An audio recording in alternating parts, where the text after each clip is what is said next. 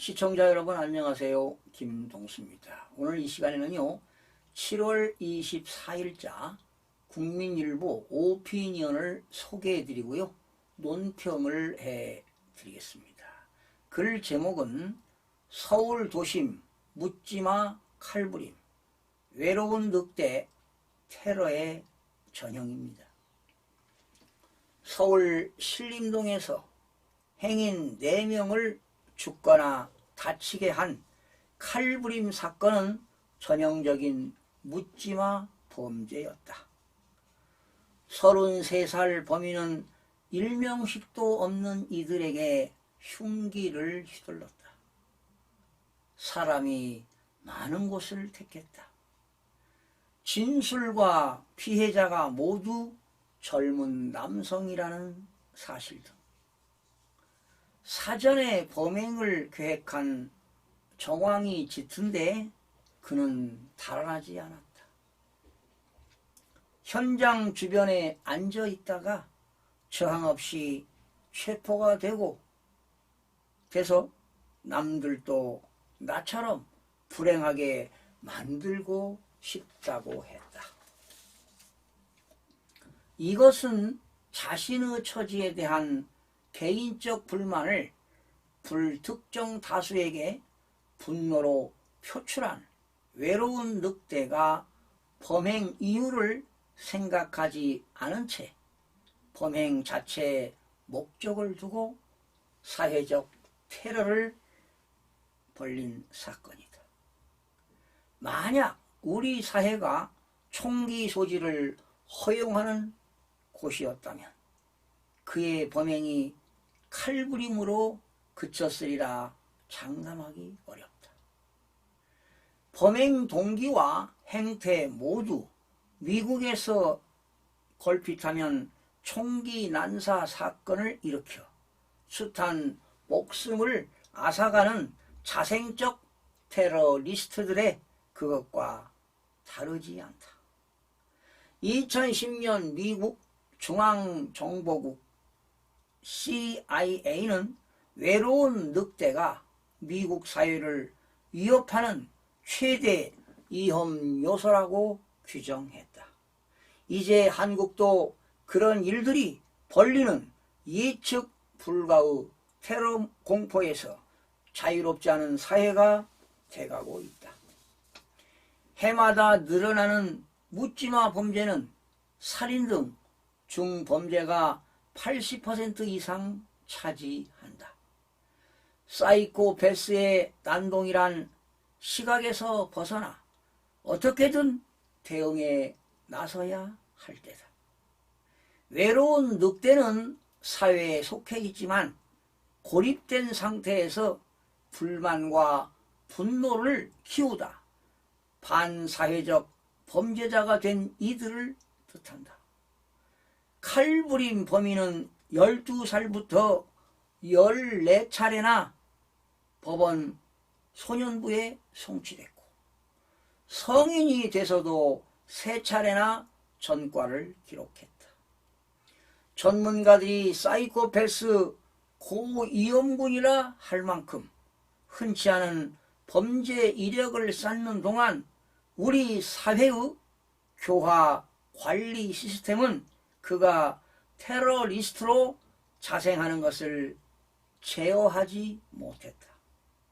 그 이유 중 하나는 우리가 그들을 아직 잘 모르기 때문일 것이다. 이런 이들을 그저 정신이 이상한 사람으로 치부해 온 사회적 인식 속에서 왜 이런 이들이 생겨나는지 충분히 연구되지 않았다.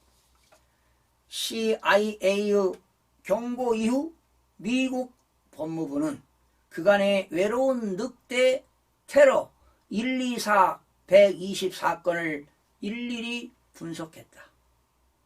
출혈된 공통점 중 하나는 어떤 형태로든 범행의 신호를 보낸다.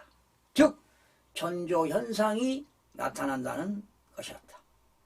이에 시민들에게 무언가 봤다면 말해달라는 주문을 되풀이했고 주변 누군가의 의심 징후를 감지한 이들의 제보 덕에 수십 건의 자생적 테러를 사전에 막을 수 있었다.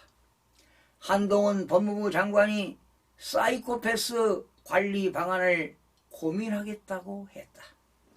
외로운 늑대는 어느 날 갑자기 만들어지지 않는다.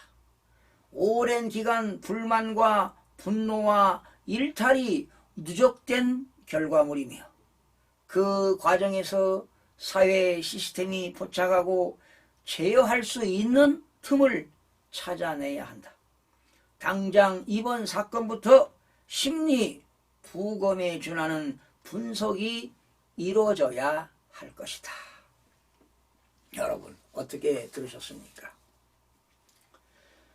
이번 묻지마 칼부림 사건으로 살해당한 피해자의 가족들은 참혹스러운 사건으로 인해 충격과 허무감으로 밤잠을 이루지 못하고 괴로워할 걸 생각하니 가슴이 저려옵니다.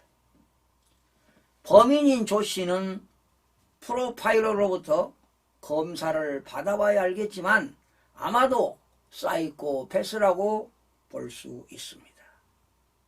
사이코패스는 생활 전반에 걸쳐 다른 사람의 권리를 무시하거나 침해하는 성격적 장애를 가진 사람을 말합니다.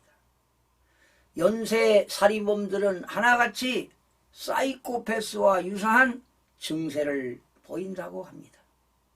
사이코패스는 사회에서 격리되어야 할 비정상인입니다.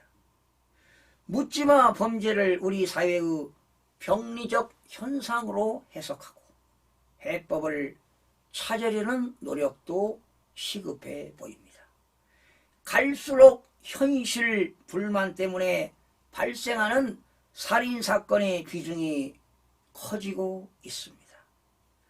자본주의 경쟁사회에서 낙오한 은둔형 외톨이들이 자포자기 상태에서 묻지마 범죄를 저지르는 상황이 늘고 있다는 것입니다. 극심한 소득 양극화와 경기 침체는 사회적 외톨이들을 더욱 키우고 있고 갈수록 고립 무직자들이 증가하고 있는 추세입니다. 묻지마 범죄가 사회적 재난에 이르지 않도록 범정부 차원에서 특단의 대책을 강구해야 합니다. 관리 감독과 치안 강화도 중요하겠지만 불평등 심화로 상대적 박탈감을 느끼는 이웃을 보살피면서 그들을 제어할 수 있는 시스템을 구축해 나가야 할 것입니다. 시청해 주신 여러분 고맙습니다. 다음 시간에 뵙겠습니다.